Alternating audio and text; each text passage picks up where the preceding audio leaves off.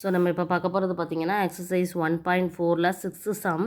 So first இல்லாட்டி A is equal to 1 2 3 4 ஏங்கிறத கொடுத்துருக்காங்க. And B is equal to natural numbers N. So போய்கிட்டே இருக்கும். ஓகேவா? இது வந்து ஃபங்க்ஷன் கொடுத்துருக்காங்க. F is A tends to B. இதை வந்து எப்படி டிஃபைன் பண்ணுறாங்கன்னா F of X equal to X cube அப்படின்னு சொல்லி டிஃபைன் பண்ணுறாங்க. ஸோ இதுலேருந்து என்ன கண்டுபிடிக்கலாம்னா find the range of F.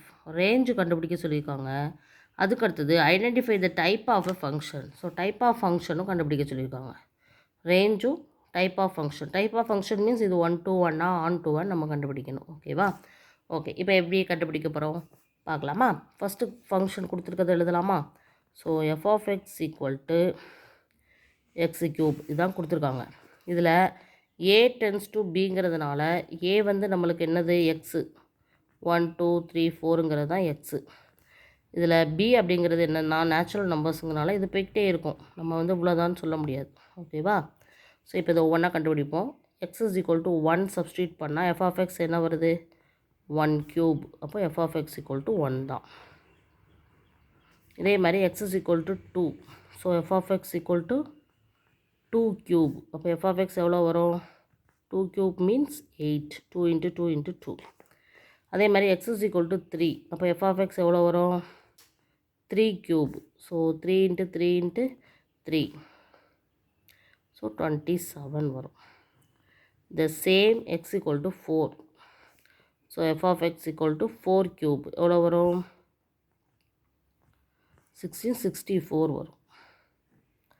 So இதுதான் என்னது நம்மளுக்கு கொடுத்துருக்குது. இதனுடைய ஆர்டர் ஃபார்ம் வந்து என்ன அப்படிங்கிறது ரேஞ்ச் படி எழுத போகிறோம். So range R is equal to 1க்கு 1, 2க்கு 8 கிடச்சிருக்கு, 3க்கு 27 கிடச்சிருக்கு, 4க்கு 64 கிடச்சிருக்கு. ஸோ இதில் நம்ம ரேஞ்ச் எழுதியாச்சு. ஸோ இது வந்து ஃபங்க்ஷன் கண்டுபிடிக்கிறதுக்கு ஆரோ டயக்ராம் வரைய போகிறோம்.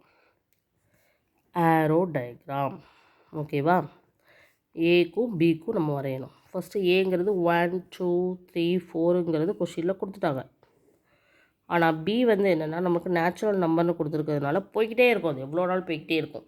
அப்போ நம்மளுக்கு அந்த தேவையான நம்பர்ஸை மட்டும் எழுதுவோமா? 1 வேணும், 8 வேணும், 27 வேணும், 64 வேணும், இன்னும் போய்கிட்டே இருக்கும். ஸோ இப்போ இதுக்கு தான் நம்ம ஆரோ டயக்ராம் வரைய போகிறோம். எப்படி வரைகிறோம்?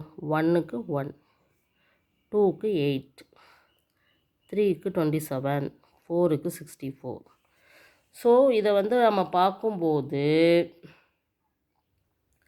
இது வந்து 1 to 1 ஃபங்க்ஷன்னு பார்த்தாலே தெரியுது. 1 to 1 ஃபங்க்ஷன். எப்படி? Every element in A has one image in B. ஒவ்வொரு எலமெண்ட்டில் ஏல இருக்கக்கூடிய ஒவ்வொரு எலமெண்ட்டுக்கும் பியில் ஒரு இமேஜ் இருக்குது. சரியா?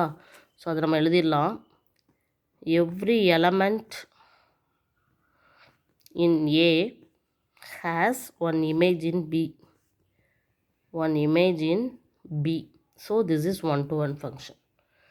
அதே மாதிரி இது வந்து இன்டூ ஃபங்க்ஷனா அப்படின்னு கேட்டிங்கன்னா இல்லை. ஏன்னா எவ்ரி இமேஜா இன் பி ஹேஸ் ஒன் என்னது எலமெண்ட் இன் ஏ இருக்கணும். அப்படி இருக்குதா? இல்லை. ஸோ இது no onto function, no into function அல்லது ஆன் டு ஃபங்க்ஷன்னு சொல்லுவாங்க. ஏன்னா every image in B, every image in B has no element in A. எல்லா இமேஜஸ்க்கும் எலமெண்ட் இல்லை. ஸோ இது வந்து no into function. Okay. So என்ன ஃபங்க்ஷன்னு கேட்டிருக்காங்க, அதை நம்ம எழுதியிருக்கோம். Okay, thank you.